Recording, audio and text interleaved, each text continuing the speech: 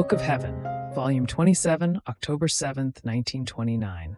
How the Divine Fiat is inseparable from its works. The terrible moment of the fall of Adam. I was feeling all immersed in the Divine Fiat. Its light surrounded me everywhere, inside and out.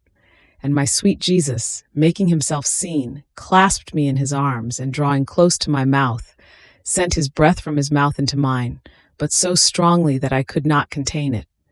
Oh, how gentle, sweet, fortifying was the breath of Jesus. I felt reborn to new life, and my always lovable Jesus told me, "My daughter, everything that comes out of our creative hands contains continuous preservation and creation.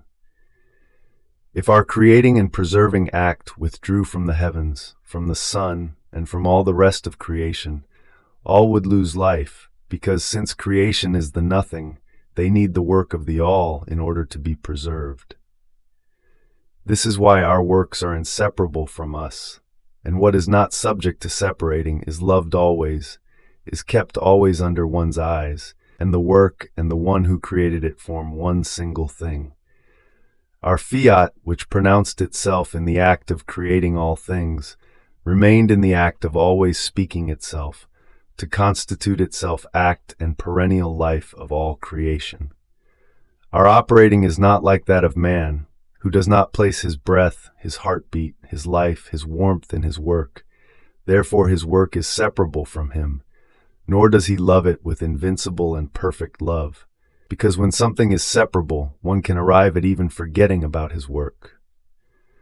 On the other hand, in our works, it is life that we place, which is loved so much, that in order to preserve it, we make our life always run within our work.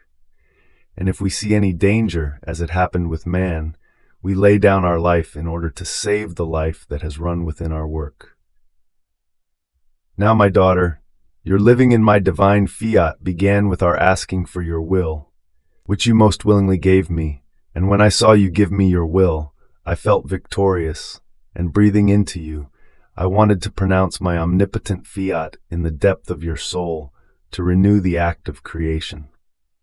This fiat I repeat always, in order to give you continuous life from it, and as it is repeated, it preserves you and maintains its life in you. This is why you often feel me breathe into you, renewing your soul, and the inseparability I feel is my divine will that makes me love, with perennial love, what we have deposited in you. Every time my fiat is repeated, each of its truths that it manifests to you, each of its knowledges or words that it speaks to you, is a love that arises in us, to love you more and to make itself loved. It is our creating and preserving fiat that, loving its life and what it has done in you, keeps pronouncing itself in order to preserve its life and the beauty of its work. Therefore, be attentive to receive continuously the word of my fiat, for it is bearer of creation, of life, and of preservation.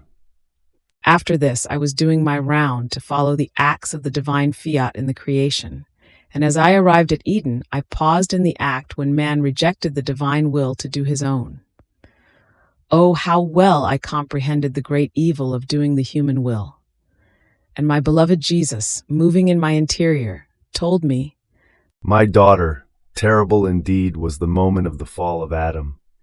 As he rejected our divine will to do his own, our fiat was an act of withdrawing from the heavens, from the sun, and from all creation, to reduce it to nothing, because the one who had rejected our divine will no longer deserved that our fiat maintain the continuous act of creation and preservation in all creation, made for love of man and given to him as gift from his Creator. If it wasn't that the eternal Word offered his foreseen merits of the future Redeemer, as he offered them to preserve the Immaculate Virgin from original sin, everything would have gone to ruin. The heavens, the sun, would have withdrawn into our source, and as our divine will withdraws, all created things would lose life.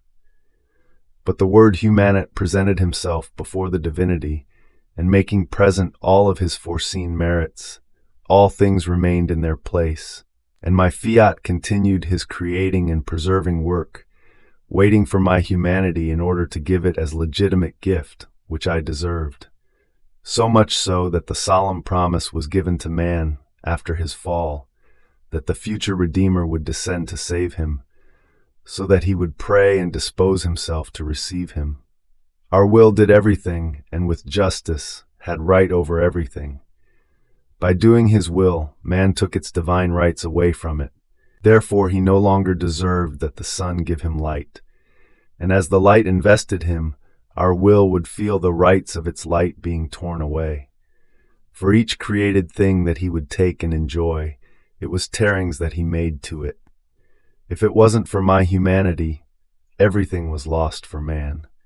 Therefore, not doing my divine will encloses all evils and is to lose all rights of heaven and of the earth, while doing it encloses all goods and acquires all rights, human and divine.